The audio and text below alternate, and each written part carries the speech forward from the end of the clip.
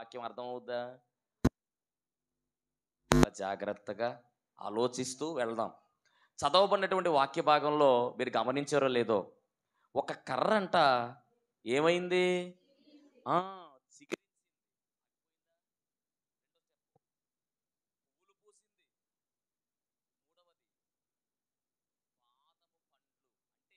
బాదము పండ్లు. అంటే కర్ర చిగురించింది.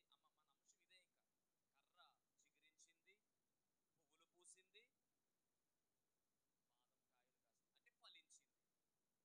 ఫలించింది. మొత్తం అంశం అయ్యే వరకు ఇదే అడుగుతారు మిమ్మల్ని. చిగురించింది, వంకరగా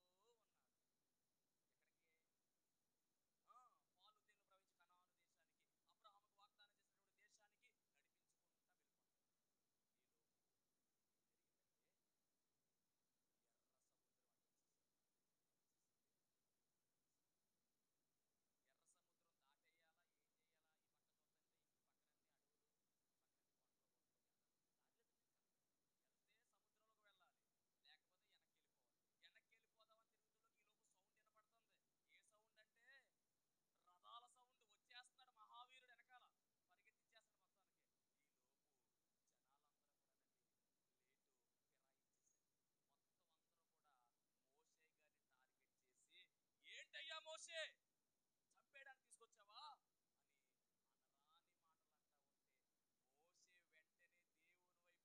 మొర్ర పెట్టాడు. ఏం పెట్టాడు? అప్పుడు దేవుడు, మోషే కంగారు పడకు, డోంట్ వరీ, నీ కర్ర పెట్టి సముద్రం వైపు పెట్టంటే కర్ర సముద్రం వైపు పెట్టాడండి. పెడితే ఆ ఎర్ర సముద్రం ఏం జరిగిందంటే రెండు పాయలుగా, ఇది ఎలా గోడ కింద, ఇది ఎలా గోడ కింద మారిపోయి కింద ఆరిన నేల అయిపోయింది. ఒక్క రాత్రిలో ఆ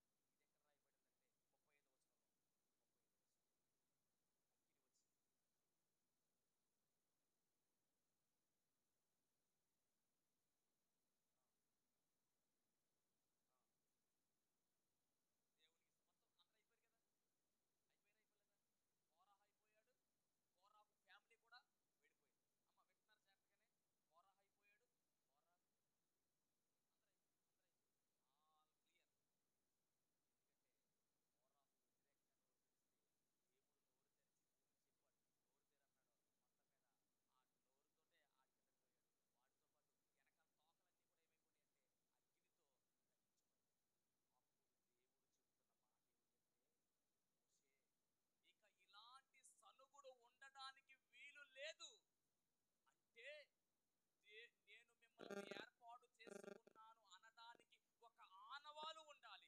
ఆ ఆనవాలు ఏమిటంటే కర్ర చిగిరించడమే ఆ ఆనవాలు. దేవునికి స్తోత్రం. చూద్దాం ఒకసారి మాట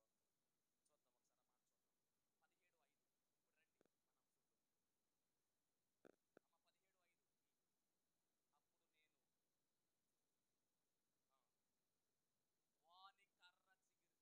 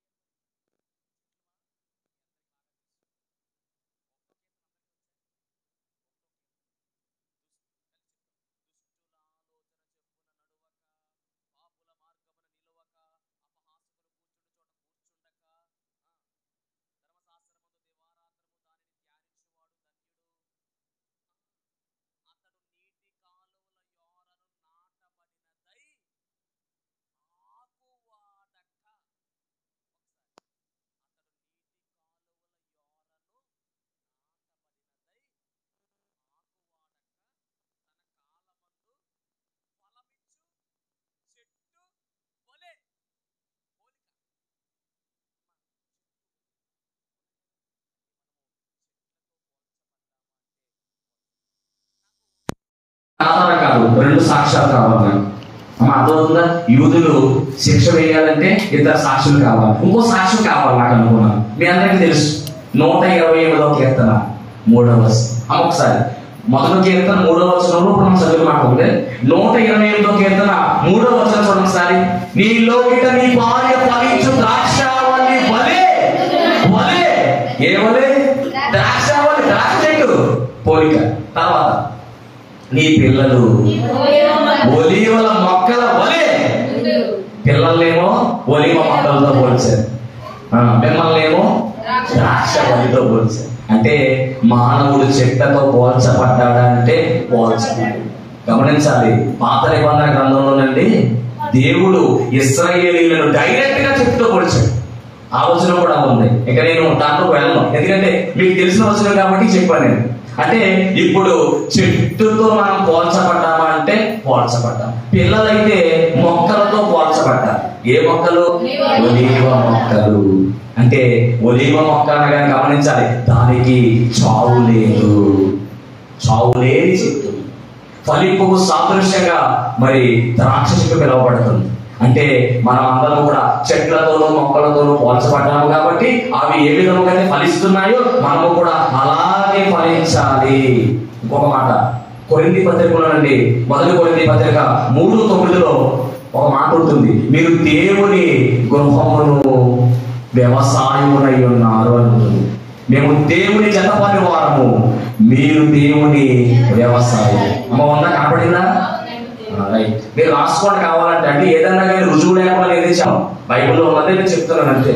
అంటే ఇక్కడ చూస్తే కనుక మనం అందరం కూడా దేవుని యొక్క వ్యవసాయం అయి ఉన్నామంట. ఏమై ఉన్నాము? వ్యవసాయం. మీ అందరికి తెలుసు 15:1 యోహాను సువార్త చూస్తే, నేను నిజమైన ద్రాక్షావల్లిని, నా తండ్రి. అంటే దేవుడు దేవాది దేవుడు, రైతు. మనమందరము కూడా ఎలా ఉన్నామంటే యేసుక్రీస్తు ప్రభు వారేమో ద్రాక్షవల్లి వలె ఉంటానంట. మనం అందరం కూడా ఆయన చుట్టుకున్నటువంటి తీగల వలె ఉన్నామంట. అంటే మొత్తానికి ఏం నడుస్తుందంటే మనం అందరం కూడా చెట్లతో పోల్చబడతాం. మనమే కాదు, ఎందుకని యేసు ప్రభు కూడా చెట్టుతో పోల్చబడ్డాడు. ఇదే ఎంత ధైర్యం చూడండి, దేవునికి స్తోత్రం. మరి ఇప్పుడు ఫలించాలా వద్దా? మీరు ఫలిస్తే ఏం జరుగుతుందన్నాడంటే, మీరు బహుగా ఫలించుట వల్ల నా తండ్రి మహిమపరచబడును. 15:8 ఉంటుంది మాట. అంటే మనం ఫలించాలా వద్దా? కొంతమంది గుర్తు అంటారు ఫలించాయా అంట. అప్పుడు నేనంటాను ఫలించకపోతే ఏం జరుగుతుంది చెప్పంటారా? లోకాసువార్త 3:9 ఇదిగో గొడ్డలి చెట్టు వేళ నాటబడి ఉన్నది, ఫలిస్తే ఉంచుతా, ఫలించకపోతే తిరిగివేసి అగ్ని గుండంలో. అంటే ఫలించాలా ఉందా? ఫలించాలి. అలాగే మరి మనమేం ఫలిస్తాం? దీనికి బాప్తిస్మ యోహాను మాట అన్నాడండి 3:10 మారు మనస్సులకు తగిన ఫలము మీరు ఫలించుడి. ఇంకా క్లారిటీ కావాలంటే మనం ఫలించవలసిన ఫలం గురించి అపోస్తులుడైనటువంటి పౌలు చాలా సూటిగా చెప్పేశాడు. గలతీ పత్రిక 5వ అధ్యాయము 22వ వచనంలో ఒక ఫలం ఉందండి. ఒకే ఫలం, అది ఒకటే ఫలం. ఆ ఫలానికి 9 రకాల రుచులు ఉన్నాయి. అమ్మా, ఆ ఫలానికి 9 రకాల రుచులు ఉన్నాయి. ఉగాది పచ్చడి చేసుకుంటారు, ఎన్ని రుచులు వేస్తారు దాంట్లో? అది మీరు చేయలే, నేను చేయలే, కానీ చేసేవాళ్ళు 8 రుచులు వేస్తారు, షట్ రుచులు. ఇక్కడ అది కాదు, 9 రుచులు ఉన్నాయి. దేవునికి స్తోత్రం. గమనించాలి, 9 హైయెస్ట్ నెంబర్. అంకెల్లో 9 పెద్ద అంకె అన్నమాట. తర్వాత ఏమొస్తుంది? 10 ఎలా వస్తుంది? 1 0 పెట్టాలి. అందుకనే 9 చాలా ప్రాముఖ్యమైన సంఖ్య. దీనికి మా బైబిల్ పరంగా కూడా కొన్ని లెక్కలు ఉన్నాయి 9కి. మరి దాంట్లో కలదు కానీ మొత్తం మీద 9 లక్షణాలు ఉన్నటువంటి ఒక ఫలం. దీన్ని ఏమన్నారంటే ఆత్మ ఫలం అంటారు. అంటే మనం ఫలించవలసింది ఏమిటంటే ఆత్మ ఫలం ఫలించాలి. దాంట్లో మొదటి లక్షణం ప్రేమ, సంతోషం, సమాధానం, దీర్ఘశాంతం, దయాలత్వం. అమ్మ ఏమి నాకు వద్దు కానీ నిజంగా మీరు ఫలించాలేదో ఒకే ఒక్క దాంతో చెప్పేస్తాను చూడండి. ప్రేమ ఉందా? ఉందా? ప్రేమ మొదటిది. అన్ని అవసరం లేదు, ఒకటే చెప్తున్నాను, ప్రేమ ఉంది. నేను అన్ని చెప్పమంటారా? మిమ్మల్ని ప్రేమించే వారిని ప్రేమించడం గొప్ప కాదు, మిమ్మల్ని ప్రేమించకుండా ద్వేషించే వారిని కూడా ప్రేమించాలి. ఈ శత్రువును ప్రేమించగలుగుతున్నావా? ప్రేమిస్తున్నావా? శత్రువును ప్రేమిస్తున్నారా? మరి శత్రువుని కనుక మనం ప్రేమించడం మొదలు పెడితే ఈ ప్రేమ అనేటటువంటి ఫలము, ఈ ఫలములు, ఆత్మ ఫలములు, ప్రేమ అనేటటువంటిది ఖచ్చితంగా మనము అనుభవించిన వాళ్ళం అవుతాం. కానీ చాలా మంది ఏం చేస్తారంటే ప్రేమించేవాళ్ళే ప్రేమిస్తారు, శత్రువుని ఏం చేస్తారు? మా శత్రువు అండి, తరతరాల నుంచి పగ ఉందండి. పగ ఏం పగ? తరతరాల నుంచి పగ ఉంటా, నరనరాల్లో జీర్ణించిపోయింది. మా తాతకి శత్రువు, ఆ తాత లేడు, ఆ తాత పోయాడు, కలిసిపోవాలి తప్ప. ప్రభు ఎప్పుడు యేసుప్రభు చెప్పిన మాట మత్తయి 5:44 అన్నమాట, నిన్ను వల్ల నీ పొరుగు వాడిని. అక్కడ అన్నాడా? అక్కడ అనలేదన్నమాట. నిన్ను వల్ల నీ పొరుగుని ప్రేమించుకున్నది నిర్గమకాండంలో, ద్వితీయోపదేశకాండంలో ఆజ్ఞలవి. కానీ అక్కడ ప్రభు అన్నమాట తెలుసా? ఇదిగో నీ శత్రువు కొరకు ప్రార్థన చేయి, నిన్ను హింసించే వారి కొరకు ప్రార్థన చేయి అన్నాడు. మరి చేయగలుగుతున్నావా? మన శత్రువు కనుక ఒక షేర్ వేసి ఇంకో షేర్ వేద్దంటే అదే నన్ను వేసుకుంటుంది అంటాం. ప్రభు ఆ స్టేర్ సహాయం చేయి ప్రభు, దీవించు ప్రభు అని మనం అనగలుగుతున్నామా? అనలేదు. దేవుడి స్తోత్రం. మరి ఈ ఆత్మ ఫలం మనలో ఉండాలి. ఈ రోజు మరి మనం ఫలించేటటువంటి తత్వంలో మనం వెళ్ళాలి. ఖచ్చితంగా ఫలించాలనుకుందా మనం? అమ్మ చాలా విషయాలు చెప్పేశాను. ఇంకా అసలైనటువంటి దానికి వస్తున్నాం. 4 పాయింట్స్ చెప్తాను. 4 నిమిషాల్లో మన మెసేజ్ ముగిసిపోతుంది. అహరోను కర్ర ఫలించినట్టుగా మనం కూడా ఏమవ్వాలంటే ఫలించాలంటే ముందు ఏం చేసింది అహరోను కర్ర అంటే? చిగురించి, తర్వాత పువ్వులు పూసింది, తర్వాత కాయలు ఫలించింది. అప్పుడు మనం అడగాలి కర్ర దగ్గరికి వెళ్ళి, కర్ర ఏ కర్ర? అహరోను కర్ర. అమ్మ తల్లి ఎలా ఫలించావమ్మ నువ్వు అని అడిగితే అప్పుడు అది అంటుంది కదా. ఒక్కసారి గమనించండి, మోషే గారికి దేవుడు ఏం చెప్పాడంటే 12 కర్రలు తీసుకురమ్మన్నాడు. ఎన్ని గోత్రాలు? గోత్రానికి ఒకటి చెప్పిన కర్రలు తీసుకురమ్మన్నాడు. 12 కర్రలు తీసుకొస్తున్నప్పుడు మరి ఆ గోత్రాలకు సంబంధించినటువంటి పెద్దల పేర్లు, రూబేలు గోత్రం అంటే దానికి ఉన్నటువంటి పెద్ద పేరు రాయాలి. తర్వాత రూబేలు తర్వాత షిమ్యోను రాశారు. లేవి గోత్రం అంటే ఆ లేవి గోత్రం మీదంట అహరోను అనే పేరు రాశారు. మొత్తం మీద పట్టుకొచ్చారు, గుడారంలో పట్టుకొచ్చారు, పెట్టిన తర్వాత రోజు రాత్రి గమనించాలి. ఈ రాత్రి పెడితే కనుక తర్వాత రోజు మన మోషే గారు లోపలికి వచ్చి చూస్తే 12 కర్రలలో 11 కర్రలు అలాగే ఉన్నాయి. కానీ అహరోను కర్ర మాత్రమే అది అక్కడే ఉంది. కానీ అది చిగురించి పువ్వులు పూసేసింది, బాలకాయ కాసేసింది. ఇది ఎక్కడ వింటూరు? అప్పుడు దేవుడు అన్నాడు, అహరోను నేను ఏర్పాటు చేసుకున్నటువంటి నా యాజక జనులు. మరి మనమెవరు? పిలవబడినటువంటి రాజులైన యాజక. అది జరగాలంటే అహరోను కర్ర వలె మనము కూడా ఫలించాలి. చాలా విషయాలు వచ్చినాయి ఫలించడంలో. మరి ఈ కర్ర ఎలా ఫలించిందంటే ఒకసారి ఇక్కడ నుంచి వచ్చేస్తాను 4 విషయాలు. ముందు లేవి అనేటటువంటి ఈ గోత్రకర్త లేవి ఎలా ఉంటాడు అని మనం గమనిస్తే, యాకోబుకు 2 భార్యలు, ఒక ఆమె లేయా, రెండవ ఆమె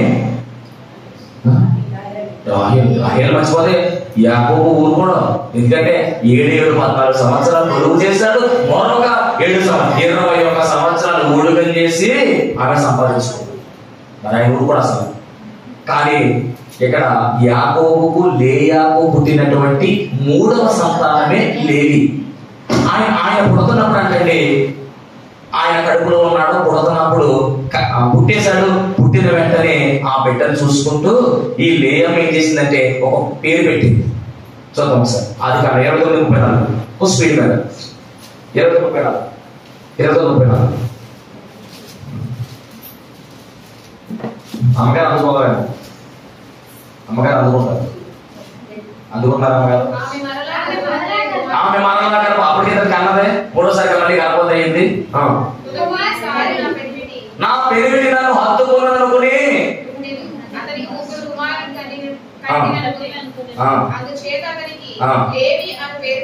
అది అంటే లేవి అనేటటువంటి మాటకు అర్థం ఏమిటంటే హత్తుకొనుట.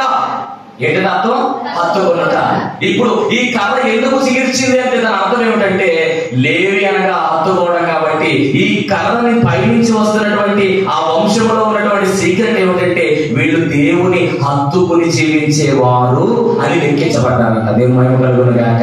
ఈ రోజు ఆ కథ చిగిర్చింది, ఫలించిన కారణం ఏంటంటే హత్తుకోవడం అనే గోత్రానికి చెందిన కర్రగా ఉంది. కాబట్టి ఈ రోజు మీ జీవితంలో కూడా చిగిరించాలి, పువ్వులు పోయాలి, ఫలించాలంటే మొట్టమొదటిగా మీరు చేయవలసిన పని ఏమిటంటే హత్తుకోవాలి.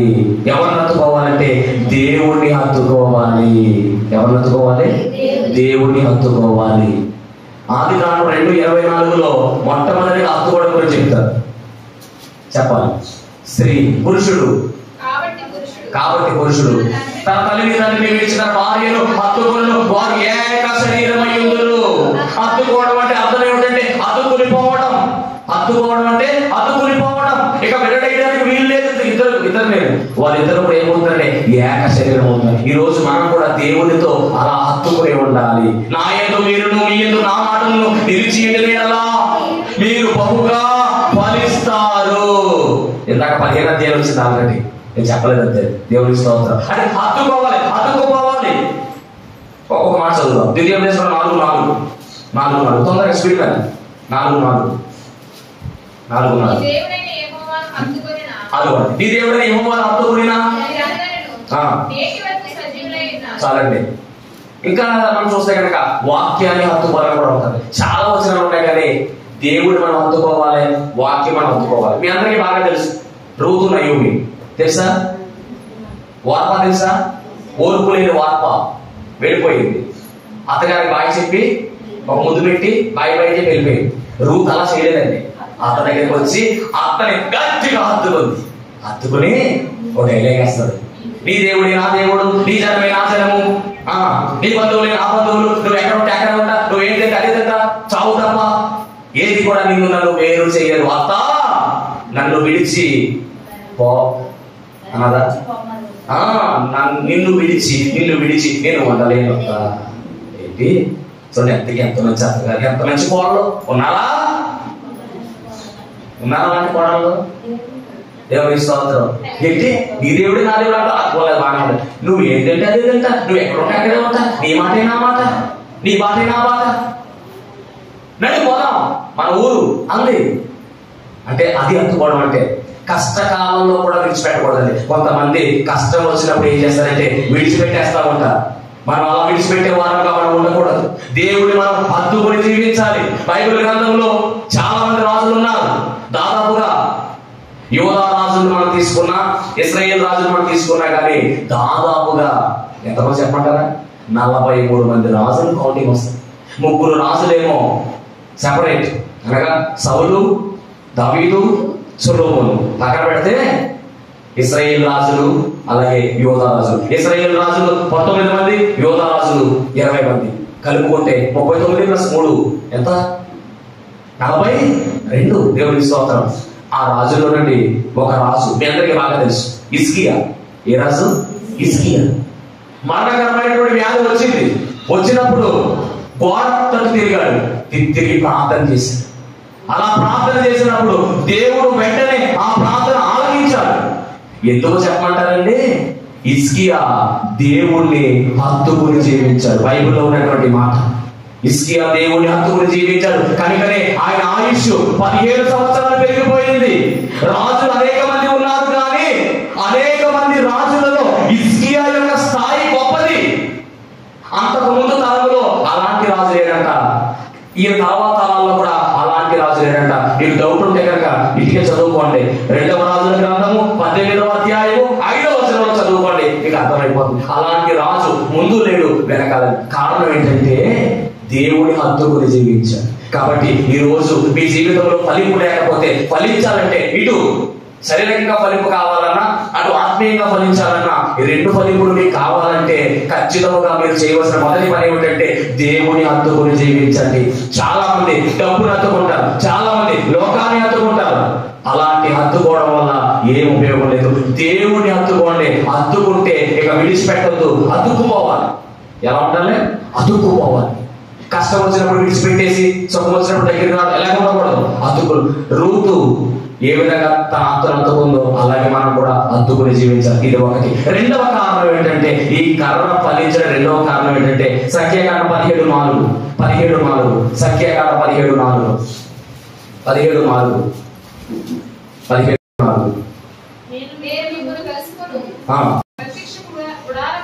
ప్రత్యక్ష గుడారంలో ఒక్కసారి ఈ కర్రలన్నీ అన్ని ఏం చేస్తారంటేనండి, ప్రత్యక్ష గుడారంలో తీసుకొస్తున్నారు. ఎక్కడ తీసుకొస్తున్నారు? గమనించండి. మొదటగానేమో హత్తుకోవాలి. అమ్మా ముందు చెప్పింది మర్చిపోండి, మర్చిపోతుంది కానీ గుర్తుపెట్టుకోండి. ఇప్పుడు చెప్పింది నేను ఇంపార్టెంట్. హత్తుకోండి ఒకటి. రెండవది, కర్రలన్నీ కూడా గుడారం తీసుకొచ్చారంట.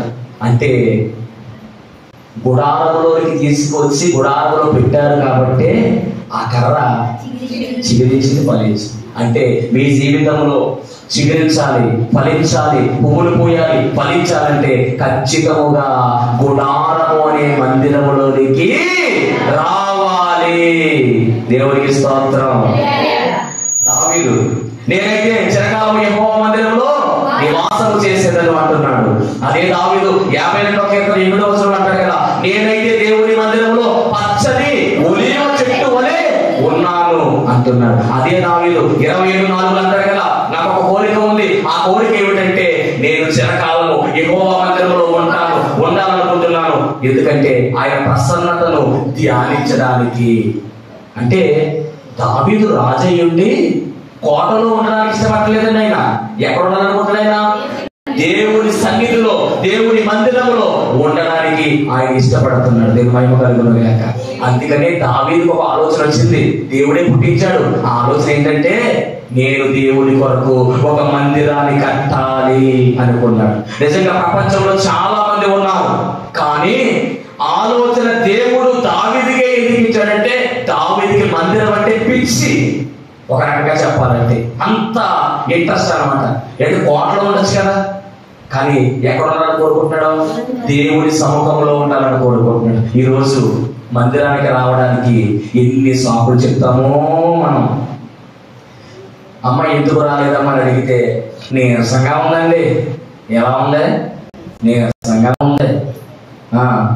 వర్షాకాలంలో వర్షం వచ్చేస్తుంది, ఎండాకాలంలో ఎండలు ఎక్కువైపోయినాయి, శీతాకాలంలో చలి ఎక్కువైపోయింది, ఎండాకాలం వస్తుంది, వర్షాకాలం అలాగే వస్తుంది, శీతాకాలం అలాగే వస్తుంది. నువ్వు రాకపోతే ఇంకొక కాలం వస్తుంది, అదే పోయే కాలం.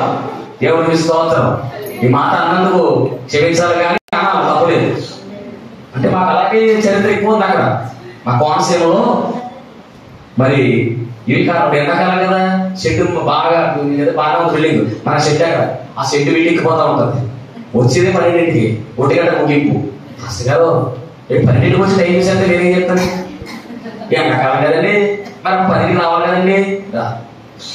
అంటే వాళ్ళు వచ్చే టైం ఏదైనా మళ్ళా ముగింపు టైం తక్కువ అయిందంటే, ఒక్కసారి ముళ్ళు పైకి వెళ్ళిందంటే అసలు ఇక నా మీద కొల్లారు చేస్తారు. దేవుడి స్తోత్రం. మొత్తానికి ఏదేమైనా కానీ మందిరానికి రావడానికి సాకులు చెప్పడానికి వీలు లేదండి. మీరు ఫలించాలంటే, మీ జీవితంలో ఫలింపు ఉండాలంటే ఒక మాట, ఫలిస్తేనే ఏర్పాటు జనాంగం అయితేనే ఎత్తపడతారు. హత్తుకోవాలి. 2 మందిరంలోనికి. కొంతమంది అంటారు చుట్టాలు వచ్చారంటే బాబు, చుట్టాలు వస్తే చుట్టేసి రావాలి, అక్కడికి అని తీసుకొచ్చేదంటే. ఈ మధ్యకాలంలో ఆదివారమే ఫంక్షన్లో వెళ్ళిపోవచ్చు. దేనికి? ఫంక్షన్. మరి ఇక్కడ మందిరంలో అడుగు పెట్టకుండా ఉంటే దీవెన. నా మందిర ఆవరణలో ఒక దినం పడుకుంటా 1000 దినముల కంటే ఎంత గొప్ప దేవుడు అంటే, ఒక రోజు పడిపోతే 1000 రోజులు జరిపిస్తారంటే. ఇది ముఖ్యమా? అది ముఖ్యమా? ఆ కక్క కుక్క నోట్లు వేసిన తర్వాత మరి సాయంత్రానికి అరిగిపోతే, మళ్ళీ సాయంత్రం రెడీ అయిపోతుంది. ఇది ఎక్కడంటే ఇది ఈ గోదానికి ఎన్నిట్లే కానీ ఏం చేస్తుంది అనే అనే అంటానే ఉంటారు. దేవుని స్తోత్రం. హల్లెలూయా. నా గోదాం అయితే నేను మరి దీనికి తాళం వేసాను, దీనికి తాళం వేసాను. ఇది 42వ రోజు. నేను భోజనం మానేసి టిఫిన్ మానేసి ఇది 42వ రోజు. ఇంకా 4 రోజులు. దేవుని స్తోత్రం. అయినా నా మాట తగ్గిందా? ఎక్కడ తేడా కనబడుతుందా? ఓన్లీ వాటర్, కోకోనట్ వాటర్, అలాగే కాఫీ, అంతే. వీటితో గడుపుతున్నాను కాలాన్ని. దేవుని స్తోత్రం. మరి ఈ గుడ్ ఫ్రైడే తర్వాత అనగా శనివారం రోజుతో నా యొక్క ఉపవాస దీక్ష ముగుస్తుంది. దేవుని మహిమ కలుగుతుంది. వాడు ఒక మాట, నిజంగా ఉపవాసం దగ్గర నిలబడి మాట్లాడుతున్న ఈ మాటలు చాలా విలువైన మాటలు. నేను ఆశీర్వాదం పొందుకుంటాను, మీరు ఆశీర్వాదం పొందుకుంటారు. దేవునికి స్తోత్రం. కాబట్టి మందిరాన్ని నిర్లక్ష్యం చేయొద్దండి. మందిరం ఎలాంటిదంటే మనకు విడిది కదంట. మందిరం పెళ్లి కుమార్తెకు విడిది గది ఎంత అలాంటిదో మందిరం మనకు కూడా ఎలాంటిదంటే విడిది గది. విడిది గదిలో పెళ్లి కుమార్తె ఏం చేస్తుంది? ముస్తాబ్ అవుతుంది, నీట్గా తయారవుతుంది. తయారైన తర్వాత పెళ్లికి వస్తారు. ఈ మాట నా సొంత మాట బైబిల్లో ఉంది. యోబేలు గ్రంథం 2:16 ఏముంటదంటే, పెళ్లి కుమారుడు అంతఃపురంలోంచి వచ్చును, పెళ్లి కుమార్తె విడిది గదిలో నుంచి వచ్చును. పెళ్లి కుమారుడు అంతఃపురం అంటే పరలోకమే అంతఃపురం. అక్కడి నుంచి ఆయన వస్తాడు. విడిది గది అంటే ఈ మందిరమే. ఈ మందిరం నుంచి మనం బయటకు పెడతాం. ఈ మందిరం విడిది గదిలో మరి దైవజనులు చెబుతున్నటువంటి ఆ మాటలు మనం నేర్చుకోవడం వల్ల మనకు అలంకరణ కుదురుతుంది. ఏ అలంకరణ అంటే ఆత్మీయ సౌందర్యం అనే అలంకరణ మనకు రావాలంటే మందిరంలోనికి రావాలి. 1 హత్తుకోవాలి, 2 అయిపోయింది, 2 దేవుని మందిరంలోకి. ఇక 3వది 17:4 ఎలాగ 11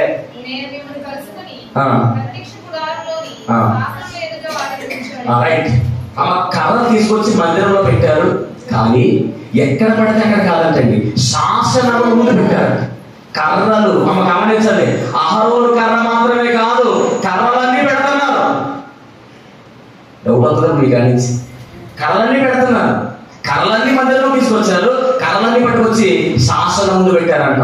శాసనం అంటే దేవుని అమ్మా, శాసనం అంటే దేవుని వాక్యము. దేవుని మహిమ కలుగును గాక. శాసనము అంటే దేవుని ఆజ్ఞలు. దేవుని ఆజ్ఞలు అంటే దేవుని మాటలు. దేవుని మాటలు అంటే దేవుని వాక్యము. అంటే కర్రలు దేని ముందర ఉన్నాయంటే వాక్యం ముందర ఉన్నాయి. కర్రలకు ముందే ఉందంటే వాక్యము ఉంది. దేవునికి స్తోత్రం. అంటే ఆ కర్ర ఎందుకు ఫలించిందంటే ఆ కర్రకు ముందు వాక్యం ఉంది. ఈ రోజు నీ జీవితంలో ఫలింపు కావాలంటే నీకు ముందే ఉండాలంటే వాక్యము ఉండాలి. ఈ వాక్యము నా పాదములకు దీపము, నా త్రోవకు వెలుగునై ఉన్నది. వాక్యాన్ని మనం అనుసరించే వారముగా ఉండాలి. దేవుని మాట మనం వినేవారముగా ఉండాలి. మీకు స్టార్టింగ్ లో చెప్పాను, దేవుని మాట విన్న అబ్రహాము ఏమయ్యాడు?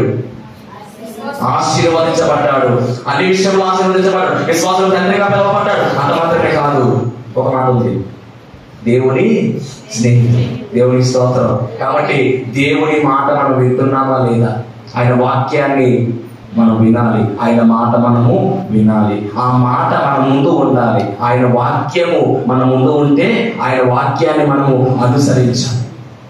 దేవుడి మాట చాలా విలువైంది. యెహోవా మాటలు పవిత్రమైనవి. అవి మట్టి మోసలు 7 మారులు కరిగి వదిన వెండి ఎంత పవిత్రం. 12 కనబడుతుంది మాట. మనుషుడు రొట్టెవాడు మాత్రం కాదు కానీ దేవుని నోట నుండి ప్రతి మాట వలన జీవించరు. 4:4 మత్తయి సువార్తలో చూస్తాం. అంటే ఆయన మాట అంత శక్తివంతమైనది. ఆయన వాక్యము అంత శక్తివంతం. ఆయన వాక్కుతో సమస్త సృష్టి కూడా కలిగింది. కలుగు కలుగు కలుగు అన్నాడు, అంతా కలిగిపోయింది. అంత పవర్ ఆయన మాటలో, అంత శక్తి ఉంది. నోటి మాట చేతే గాలిని గద్దించాడు, సముద్రాన్ని గద్దించాడు, తుఫాను గద్దించాడు. చచ్చిపోయినటువంటి వారిని కూడా అదే మాటలో లేవనెత్తాడు. ఆయన మాటలో శక్తి ఉంది. ఆయన మాటలో బలం ఉంది. ఆయన మాటలో ప్రభావం ఉంది. ఆయన మాటలో ఆశీర్వాదం కూడా ఉంది. అలాంటి మాట మనం వింటున్నామా లేదా? ఒక మాటలు చెప్పాలంటే భూమి ఆయన మాట వింటుంది, ఆకాశం ఆయన మాట వింటుంది, సముద్రం ఆయన మాట వింటుంది, గాలి ఆయన మాట వింటుంది, నిప్పు ఆయన మాట వింటుంది. అంటే పంచభూతాలు ఆయన మాట వింటున్నాయి. కానీ మానవుడు ఆయన మాట వింటున్నాడా? అది వినాలి. వింటే ఆశీర్వాదం. వినాలంటే నీ ముందు ఏముండాలంటే వాక్యం ఉండాలి. మందిరానికి రావడం గొప్పే, కానీ వచ్చిన మనము దేవుని వాక్యాన్ని వినాలి. దేవుని హత్తుకోవాలి, మందిరానికి రావాలి, కోవాలి, రావాలి, వినాలి. దేవుని స్తోత్రం. అర్థమైందా? రైట్. ఇక ఇప్పుడు లాస్ట్ కర్రలన్నీ మధ్యాహ్నం వచ్చాయి. కర్రలన్నీ వాక్యం ముందు ఉన్నాయి కదా. అదే అహరోను కర్ర మాత్రం ఎందుకు స్వీకరించింది? మా డబ్బులు వచ్చిన నీకు కర్రలన్నీ మధ్యలోకి వచ్చినాయి. కర్రలన్నీ కూడా ముందున్నాయి. అహరోను కర్ర స్వీకరించింది చెప్పమంటారా? లాస్ట్ ఫైనల్, ఇదే లాస్ట్. హత్తుకోవాలి, మందిరానికి రావాలి, వాక్యం వినాలి. మరి మందిరంలోకి వచ్చినప్పుడు గమనించండి, చాలా మంది మరి అమ్మగారి దగ్గరకు వచ్చి మీ అంశాలు చెప్తారు, పలానా కష్టం వచ్చిందని చెప్తారు, చెప్పి ప్రార్థన చేయమంటారు.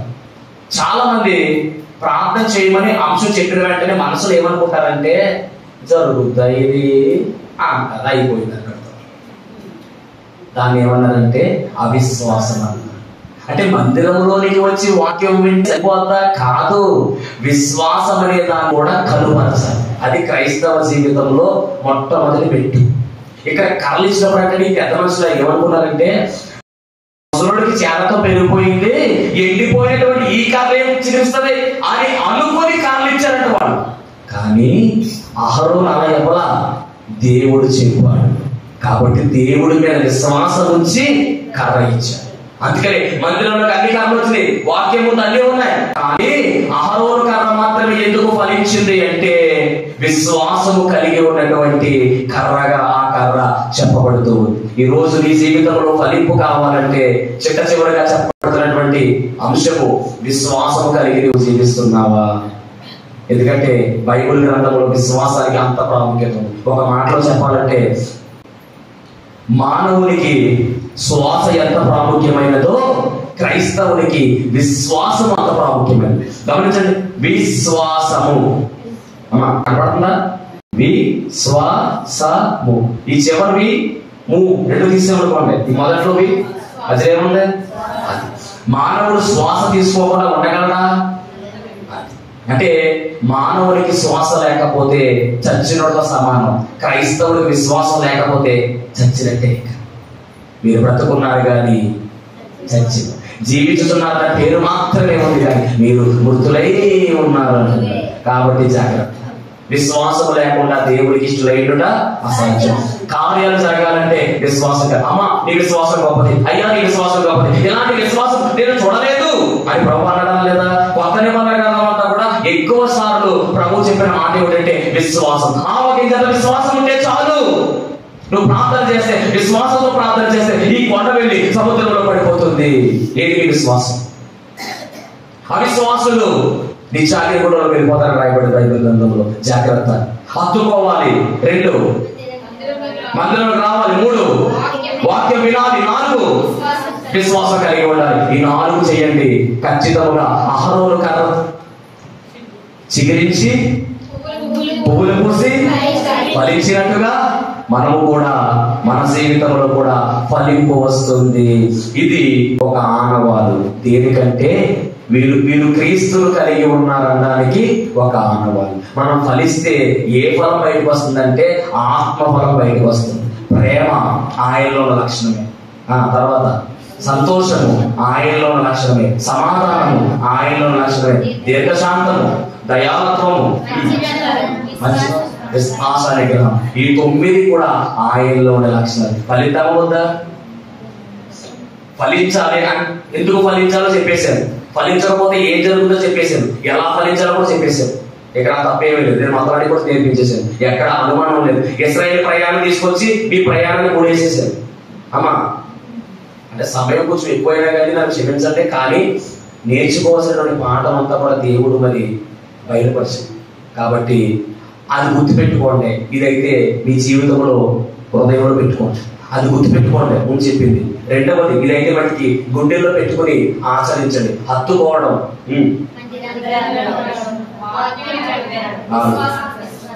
దేవుని మాటలు దీవించును గాక. మహోన్నతానికి వందనాలు, స్తోత్రాలు ప్రభా. సమయము ఎక్కువ అయినప్పటికీ తండ్రి నాయన ఇదిగో కుటుంబం అంతా ఆశీర్వాదం పొందుకోవాలని తండ్రి, ఇదిగో నీ బిడ్డలు ఏర్పాటు చేసినటువంటి ఈ కూడికలో ఆశీర్వాదం కావాలంటే ఏం చేయాలో తండ్రి మీరు స్పష్టముగా సెలవించినటువంటి మాట, యెహోవా వారిని ఇలాగూ ఆశీర్వదించెను అని, మీరు ఫలించండి, విస్తరించండి, అభివృద్ధి పొందండి అనేటటువంటి దీవెనలు ప్రభువా ఫలించడం గురించి ఈరోజు మీరు మాతో మాట్లాడి ఉన్నారు. నీ బిడ్డలు ఎలా ఫలించాలో, అహరోను కర్ర ఎండిపోయినటువంటి కర్ర ఏ విధంగా ఫలించిందో నాయన, అలాగే ప్రభు నీ బిడ్డలు ఫలించేటటువంటి దీవెన ఆశీర్వాదం సమృద్ధిగా దయచేసి కృప చూపించమని, దీవించి ఆశీర్వదించమని నీ బిడ్డల జీవితాల్లో ప్రభు నాయన ఉన్నతమైనటువంటి స్థాయిలో నీ బిడ్డలు నిలవబెట్టుకోమని, మీరే మహిమ పొందుకోమని యేసు నామములో అడుగుతున్నాం పరమ తండ్రి, ఆమేన్. ఒక్క మాట, అహరోను కర్ర ఫలించిన తర్వాత అది ఏం చేయబడిందంటే మందసములో పెట్టబడింది. ఇది అసలైనటువంటి పాయింట్. మీరు చూసుకోండి, ఎబ్రీ పత్రిక 9:4 ఉంటాం. మందసములో ఫలించిన అహరోను కర్ర, మన్నా కలిగిన పాత్రలు 10 ఆజ్ఞలు. అంటే ఫలించింది కాబట్టి ఆ కర్ర మందసంలోకి వెళ్ళిపోయింది. గమనించండి, మీరు ఫలిస్తే మీరు కూడా మందసం అనే యేసు ప్రభువులోకి వెళ్ళిపోతారు. మతం ఉందా? మందసం అంటే ఏం కాదు, ప్రభువే మందసమై ఉన్నాడు. ఈ మందసంలోనికి ఆ కర్ర ఫలించిన తర్వాత వెళ్ళింది. అలాగే మనం కూడా ఫలిస్తే యేసు ప్రభువులో మనం కలిసిపోతాం. దాన్ని ఏమన్నారంటే గొర్రె పిల్ల వివాహ మహోత్సవం. ఎందుకంటే పురుషుడు తన తల్లిని తండ్రిని విడిచి తన భార్యను హత్తుకుంటాడు, వారు ఏక శరీరం ఉంటారు. అది జరగాలంటే మీరు ఖచ్చితంగా ఏం చేయాలి? ఫలించాలి. దేవుని మహిమ కలుగును గాక. మరి నాకు ఈ అవకాశం ఇచ్చినటువంటి దేవునికి సమస్త మహిమ కలుగును గాక. మరి నన్ను ఇక్కడికి ఆహ్వానించి ఇక్కడ నిలబడి మాట్లాడడానికి అవకాశం ఇచ్చినటువంటి అమ్మగారికి, ఎస్ఏ అమ్మగారికి నా ప్రత్యేకమైనటువంటి మరి వందనం తెలియజేస్తూ ఉన్నాను. అలాగే మరి బ్రదర్ చూసిన వీడియో, మరి బ్రదర్ గారు కూడా ప్రత్యేకమైనటువంటి వందనాలు. అలాగే సంఘ పెద్దలకు, అలాగే యవన బిడ్డలకు, అలాగే మరి పెద్దలకి, వృద్ధులకు అందరికీ కూడా నా ప్రత్యేకమైనటువంటి వందనాలు తెలియజేస్తూ